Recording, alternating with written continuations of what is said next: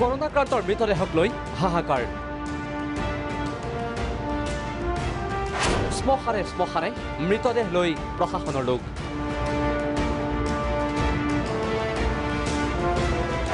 শ্মশান সমিতিৰ বাধাৰ পিছতো উলুবাৰীতে সম্পন্ন কৰোনাক্ৰান্তৰ সৎকাৰ।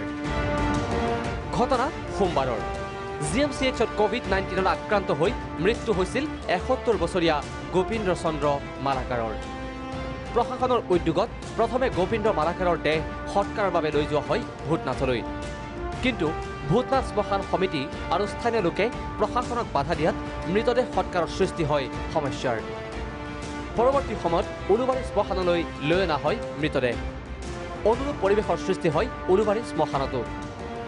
স্থানীয় ৰাইজ আৰু শ্মশান সমিতিৰ মৃতদেহ সৎকাৰত তীব্ৰ বিৰোধিতা।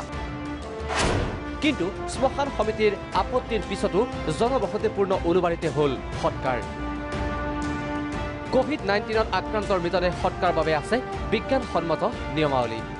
সেই অনুসৰি মৃতদেহ সৎকাৰৰ বিষয়ে প্ৰশাসনে অৱগত কৰিব লাগে শ্মশান সমিতিক। ল'ব লাগে প্ৰয়োজনীয় অনুমতি। শীঘ্ৰে চেনিটাইজ কৰিব লাগে সৎকাৰস্থলী।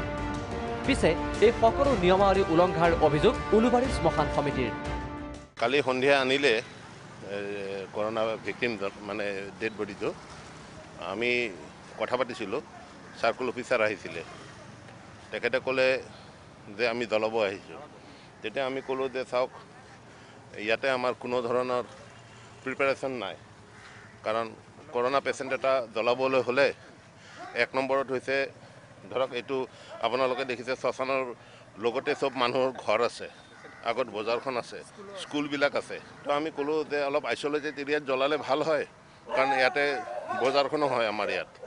তো তেওঁলোকে কথাটো নুশুনিলে, ক'লে যে মই তেতিয়া সুধিলোঁ যে আপোনালোকে শুনিছোঁ যে ভূতনাথত লৈ গৈছিলে, ভূতনাথত জ্বলাব নিদিলে ইয়াতে লৈ আহিছে। তো ক'লে যে আমি ভূতনাথত যোৱা নাই, কেছিচন আছে এনেকৈ মাজমজিয়া চিটি একদম হাৰ্ট অফ দি চিটিৰ ভিতৰত উলুবাৰী পুলিচ হেডকোৱাৰ্টাৰ আছে, গোটেই ডিপাৰ্টমেণ্টবিলাক আছে, মেইন বিভাগ আছে ইয়াত, মেইন বিভাগ আছে। সবচে ডাঙৰ কথা হৈছে পুলিচৰ হেডকোৱাৰ্টাৰ আছে, অসম পুলিচৰ। তো এইবিলাক চব ধৰণৰ কথা কোৱাৰ পিছতে তেওঁলোকে নকৰিলে, মানে জ্বলাবই আৰু তেওঁলোকে। তাৰপিছতে তেওঁলোকে সুমোটো ডিচিশ্যন লৈ কেনে তেওঁলোকে জ্বলালে। ইপিনে আশ্চৰ্যজনকভাৱে মৃতদেহ সৎকাৰ কৰা চন্দালজনৰ বৰ্তমানেও মুক্ত বিচৰণে আতংকিত কৰিছে সমগ্ৰ অঞ্চলবাসীক।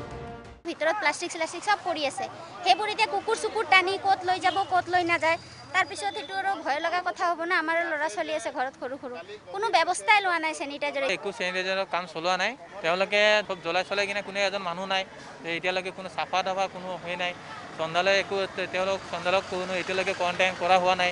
তেওঁ এইটো এতিয়া ওলাই কিনেতো বজাৰ যাব পাৰে না, তেওঁৰ ফেমিলিৰ ভিতৰত থাকে, ফেমিলি আছে, বাচ্চা আছে, তেওঁতো ফেমিলিটো বাচ্চাটো বাহিৰত আহিব পাৰে না।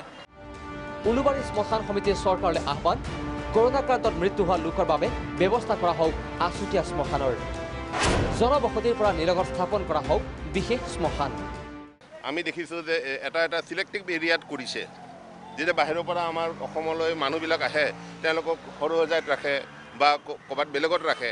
তো আমি ভাবোঁ যে যেনেকৈ ভূতনাথ শ্মশানত এটা প্ৰব্লেম হৈ আছে, মানুহবিলাক শংকিত হৈ আছে, বা আমাৰ ৰিহাবাৰী, উলুবাৰী, বিৰুবাৰী, ৰূপনগৰ বা এই গোটেই বৃহৎ অঞ্চলটোৰ মানুহবিলাকে এটা শংকাত ভুগি আছে এতিয়া।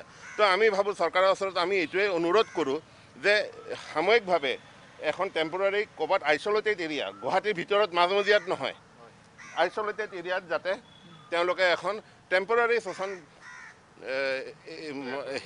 তৈয়াৰ কৰক, যাতে মানুহবিলাকৰ এটা ভয়ৰ পৰা মানুহবিলাক বাচে। মৃত্যুৰ পিছতো প্ৰতিটো ধৰ্মতেই শৱদেহ নিৰ্দিষ্ট বিধিৰে সৎকাৰ কৰাটো পুণ্যৰ কথা। পিছে COVID-19 আক্ৰান্ত হৈ মৃত্যুবৰণ কৰা লোকৰ বাবে মৃত্যু এতিয়া অভিশাপ। ভিডিঅ' জাৰ্নেলিষ্ট ৰিজুৰ সহযোগত ইমৰান আলী, প্ৰাইম নিউজ।